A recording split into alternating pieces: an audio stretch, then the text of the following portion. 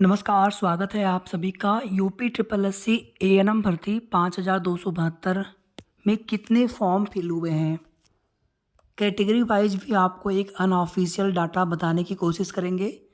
General, OBC, EWS, SC ST में PET की cut off कितनी जाएगी, 15 × 60 लिस्टेड का नियम है, तो क्या सभी को एग्ज़ाम देने का मौका मिल जाएगा। सबसे पहली चीज़ देखिए, हम कई बार रिपीट कर चुके हैं, आप सभी देखते भी होंगे वीडियो में इसके पहले भी, कि आपकी भर्ती में बहुत अगर ज़्यादा फॉर्म भरा गया तो 60-70 हज़ार फॉर्म भरे जा सकते थे। और इसके बाद एक अनऑफिशियल डाटा हम आपको कई बार बता चुके हैं पहले भी, कि 40,000 से लेकर के 50,000 के बीच में आपकी भर्ती में फॉर्म भरे जा सकते हैं, 40 से 50 हज़ार। और आप देखेंगे आज से लगभग हफ्ता 10 दिन पहले, यानी जब फॉर्म फिलअप की लास्ट डेट से लगभग 4-5 दिन पहले हमने आप सभी को बताया था कि लगभग 40,000 के अराउंड फॉर्म फिल हो चुके हैं। और जितने फॉर्म लास्ट डेट तक और फिल हो जाएंगे, 30 नवंबर तक का समय हमने आप सभी से मांगा था कि 30 नवंबर तक का समय आप सभी दीजिए, एक अनऑफिशियल डाटा आप सभी को बता देंगे। तो यहाँ पर आपको कैटेगरी वाइज तो अभी चीज़ें पता नहीं चल सकी, लेकिन आपको एक अनुमान बता देंगे। और लगभग आपको चीज़ें, यानी लगभग आपको फॉर्म फिल की संख्या उसी के आसपास देखने को मिलेगा। 1500 1500 प्लस माइनस उसमें हो सकता है, इससे ज़्यादा फर्क नहीं पड़ेगा।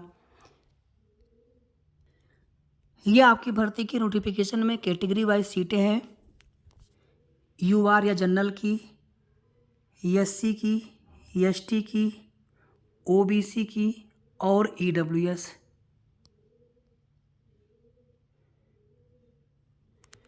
ठीक है, तो आपकी भर्ती में 27 नवंबर 2024 फॉर्म फिलअप की लास्ट डेट थी। और संशोधन जिनको करना हो अभी भी आप कर सकते हैं, जहां पर संशोधन अलाउ है आपके नोटिफिकेशन में। अभी हम एक बार दिखा देंगे कि कहां कहां पर आप संशोधन कर पाएंगे।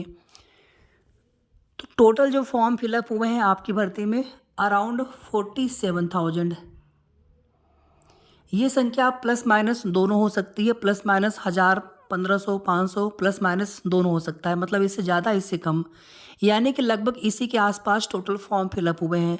और जो लोग भी 4 लाख 5 लाख फॉर्म फिलअप बता रहे थे रजिस्ट्रेशन नंबर के सीरियल नंबर के आधार पर, तो तुक्का लगाना बहुत आसान होता है। कोई भी जानकारी अगर सही ना हो तो किसी को भी बताने से पहले सोचना चाहिए कि आप जो भी चीज़ें बताएंगे उसको कितने लोग सुनेंगे। तो वो सारी चीज़ें बिल्कुल निराधार थी। हमने उस समय भी आप सभी को बताया था कि इतने फॉर्म आपकी भर्ती में कभी नहीं आएंगे। और आप इमेजिन करके देखिए कि पीईटी 2023 कितने एएनएम सिस्टम ने एग्ज़ाम दिया होगा। इसके पहले एनएचएम की वैकेंसी आई थी, कितने लोगों ने फॉर्म भरा था वहाँ पे। चलिए मान लीजिए आपकी भर्ती में अदर स्टेट की भी एएनएम, बहुत सारे एएनएम होती हैं, लेकिन पेट 2023 का वैलिड स्कोर कार्ड भी उनके पास होना चाहिए। और ये अभी जितने फॉर्म भरे गए हैं सभी लोग शॉर्टलिस्ट भी नहीं होंगे। इसमें से कुछ फॉर्म बहुत ही माइनर, कुछ फॉर्म रिजेक्ट भी हो सकते हैं, बहुत माइनर। और इसके अलावा कुछ ऐसे भी सिस्टर होंगी जो कि एग्ज़ाम के लिए, मेंस एग्ज़ाम के लिए शॉर्टलिस्ट नहीं होंगे। तो ये सभी संख्या थोड़ी सी माइनस कर देंगे तो थोड़ा सा ये संख्या और कम हो जाएगा। तो जैसे जैसे आगे जानकारी मिलती जाएगी आप सभी को अपडेट हम देते जाएंगे, और हमारी पूरी कोशिश होती है आप सभी को सही अपडेट देने की। तो अगर आपने अभी तक हमारे चैनल को सब्सक्राइब ना किया हो तो कर लीजिएगा। वीडियो को आप सभी लाइक करके शेयर आप सभी ज़रूर कर दिया करें, और लाइक आप सभी कर दिया करें।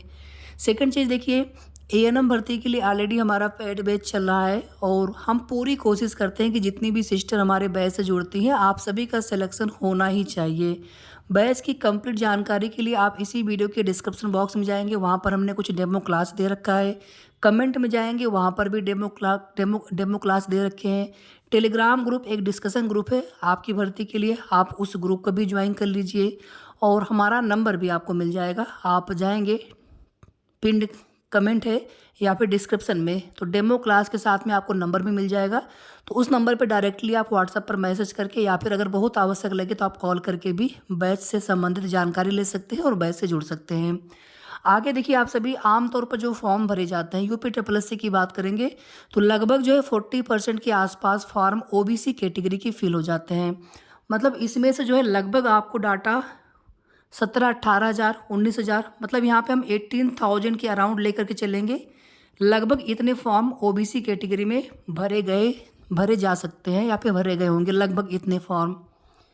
अगर बात करेंगे यूआर कैटेगरी में, तो यूआर कैटेगरी में लगभग 10,000 के आसपास फॉर्म भरे गए होंगे, 10,000। और लगभग इतने ही फॉर्म आपको एससी कैटेगरी में भी देखने को मिल सकते हैं, 10,000 के आसपास। अगर बात कर लें ईडब्ल्यूएस कैटेगरी में, तो ईडब्ल्यूएस कैटेगरी में लगभग जो है 7 से 8,000 फॉर्म फिल हुए होंगे, 7 से 8,000। अब ये टोटल अगर आंकड़ा देखेंगे आप, तो आपको ये आंकड़ा लगभग जो है 46,000 के आसपास दिख रहा होगा। अब यहाँ पर एक कैटेगरी और बची है ईएसटी की। ईएसटी में जो है लगभग 1,000 या बहुत अधिक फॉर्म भरा गया होगा तो 1,500। तो कैटेगरी वाइज लगभग आपको इतने ही फॉर्म देखने को मिल सकते हैं। ये एक अनऑफिशियल डाटा है, ऑफिशियल डाटा भी आप सभी को बहुत जल्द मिल जाएगा।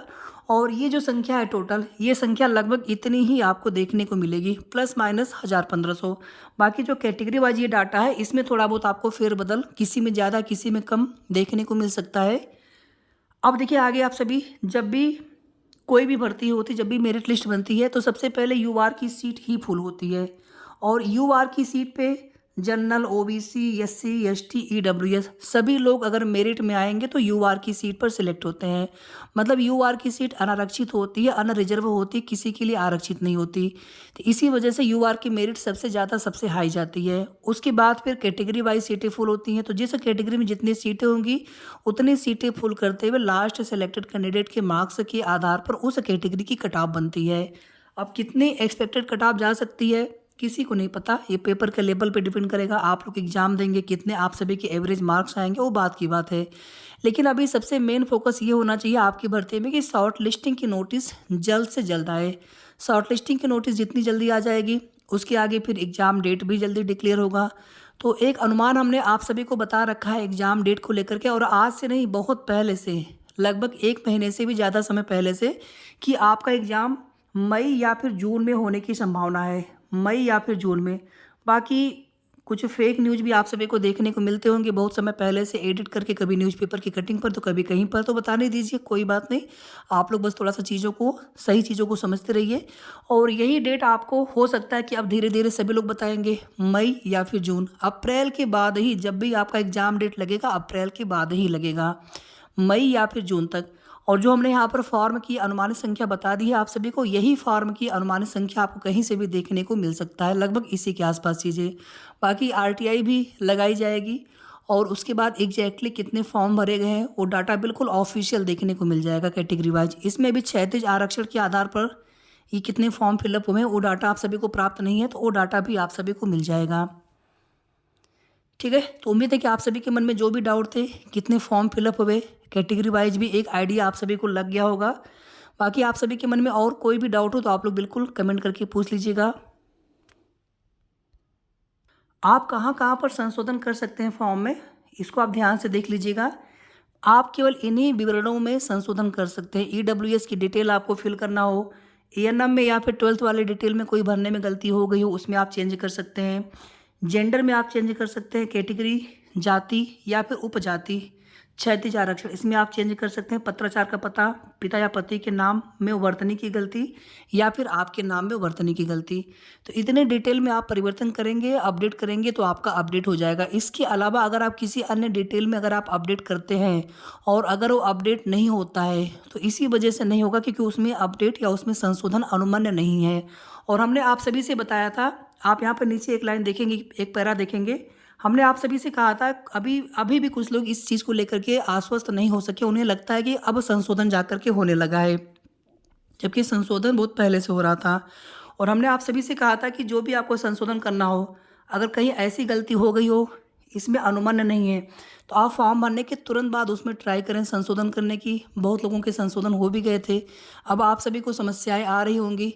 तो जो भी ऐसी कुछ गलतियां आपके फॉर्म में हो गई हों, आपका फॉर्म उसकी वजह से रिजेक्ट नहीं होगा। फॉर्म रिजेक्ट अगर होगा तो सिर्फ और सिर्फ जेंडर की वजह से, अगर किसी ने गलती से मेल कैटेगरी में फॉर्म फिल कर दिया हो, हालांकि इसमें अभी संशोधन कर सकते हैं, लेकिन अगर संशोधन नहीं कर पाए तो निश्चित रूप से ये फॉर्म रिजेक्ट हो जाएंगे। हालांकि इस तरह की गलतियां होनी नहीं चाहिए किसी के फॉर्म में, लेकिन अगर बाय मिस्टेक किसी के फॉर्म में अगर ऐसा हो गया हो तो। सेकंड चीज़ देखिए, किसी ने फॉर्म फिल किया हो लेकिन 25 रुपये वाला फीस सबमिट ना किया हो, या फीस सबमिट करके फाइनल सबमिट अगर आपने फॉर्म ना किया हो, तब भी आपका फॉर्म रिजेक्ट होगा। आपके फॉर्म स्टेटस में अंडर प्रोसेसिंग लिख करके आया होगा, तो इससे कोई दिक्कत नहीं है, अंडर प्रोसेसिंग ही लिख करके आता है फॉर्म, कोई भी फॉर्म फिलअप करेंगे यूपी ट्रिपल एस सी का। कास्ट आपने जो लगा दिया है, अगर अब आपको कोई नया कास्ट मॉडिफिकेशन करना हो तो आप नहीं कर पाएंगे। निवास की डिटेल देखिए आपको पहले ही फिल करनी थी पेड के समय ही, बाकी जिनको बाद में फिल करना था वो भी फिल कर सकते थे। तो कुल मिलाकर के आपके पास डॉक्यूमेंट सही होने चाहिए, फॉर्म में थोड़ा बहुत 19-20 होने पर आपका फॉर्म रिजेक्ट नहीं होता है। तो ये कुल मिलाकर के महत्वपूर्ण अपडेट थी आपकी भर्ती से रिलेटेड। शेष आगे की जो भी सही और ऑथेंटिक जानकारी आपके भर्ती से संबंधित होगी, आप सभी को समय समय पर उसकी अपडेट देते रहेंगे। और जिन भी सिस्टर को बैच से जुड़ना हो, आप हमें डायरेक्टली मैसेज कर सकते हैं इस नंबर पे 9315707758। डेमो क्लास अगर आपको देखना हो तो आप बिल्कुल इसी वीडियो के डिस्क्रिप्शन बॉक्स में जाएंगे, वहाँ पर कई क्लासेस पेड बैच वाली पड़ी है, आप उन्हें देख सकते हैं। पीडीएफ अगर आप टेलीग्राम डिस्कशन ग्रुप में जाएंगे तो वहाँ पर कुछ पेड बैच वाले कुछ पीडीएफ भी आपको मिल जाएंगे, थोड़ा आपको पुराने चैट में जाना पड़ेगा, तो कुछ पीडीएफ भी आपको मिल जाएंगे पेड बैच वाले, तो आप उन्हें भी देख सकते हैं। नंबर भी आपको वहाँ पे दिया गया है, और क्लासेज में क्या क्या उसकी विशेषता है उसके बारे में भी हमने डिस्क्रिप्शन में विस्तार से लिखा हुआ है, तो आप जा करके उसे देख लीजिएगा। धन्यवाद।